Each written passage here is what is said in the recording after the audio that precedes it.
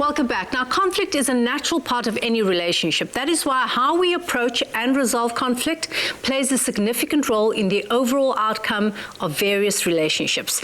Sadia Southgate is back to give us advice on effective communication, resolution strategies, and understanding disagreements. I love that you're going to give us a host of tips. Where do we start?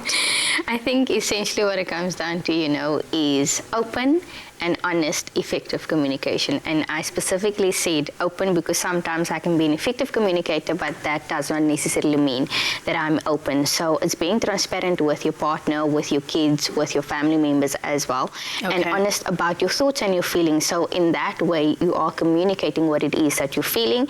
What it also comes down to, is trying to stay calm when you are communicating your thoughts and your feelings, is keep your emotions in check. There's also about, especially for couples, is choosing the right time and the right place. Couples that maybe choose the wrong place, for example, public spaces to kind of resolve conflict, which is not a good idea. Don't do that at all, because it also attracts attention to them as well, and it's not a good look on the relationship as well. So I would say essentially be at home in a safe environment that is good for you and your partner. And one thing that I know that's been helpful for me in my marriage as well, when there is conflict, we hold each other's hands. So Sadia, I love all of that, and I love the impact and the idea and the practice for holding a partner's hand. But I also want to address, when we start with conflict, there's obviously some anger that's happening, and the last thing you want to do is hold someone's hand, right? Yes. Speak to me about being open. Let's unpack that word. What does open mean? Open means transparency.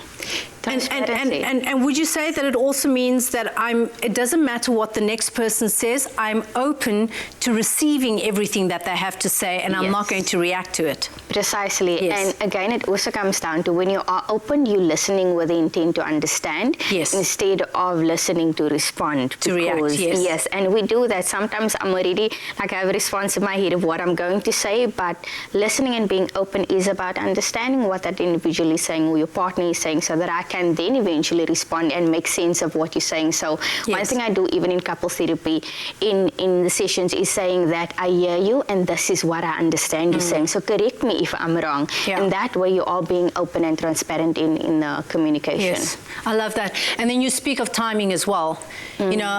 Sometimes in conflict what happens is someone takes that opportunity to bring up a whole lot of other stuff that happened in the past, and that timing is perhaps not the right time. What I also love about therapy is that couples should be engaging in therapy all the time and not just when there's a problem. Yes. So when you speak about timing, you're saying do it in a healthy space that is conducive to what's going to come out, not in a public space where you then become aware of yourself. What next? Yeah, that's a very good question, because it's like sometimes we always want to say exactly what we're thinking and what we're feeling.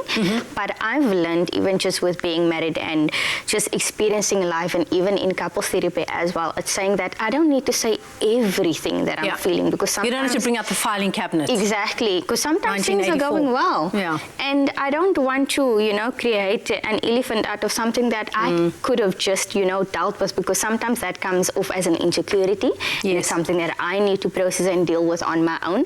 So it's about looking for that gap and that space and saying, right now, even though I feel uncomfortable about the conflict that has arisen, and perhaps it's even just thoughts and it's assumptions and it's things that maybe not even be true. So eventually then waiting until you're at home and there is, safe environment and our emotions aren't built up, because that's what happens. We first wait until our emotions build up, and we know this when it comes to therapy is when your emotion builds up, it worsens over time. So address it firsthand so that you can also release any uncomfortable feelings that you are sitting with. Great. What are some of the other tips that you have? I know that off set we spoke about compromising. And also just, taking responsibility and accountability. Because if I've done and said something wrong and I was responsible, for causing an issue within the relationship, that I need to call it out and also say that I apologize. And that words in itself is such an important thing. You're saying, I apologize for hurting you. Instead of making it about me,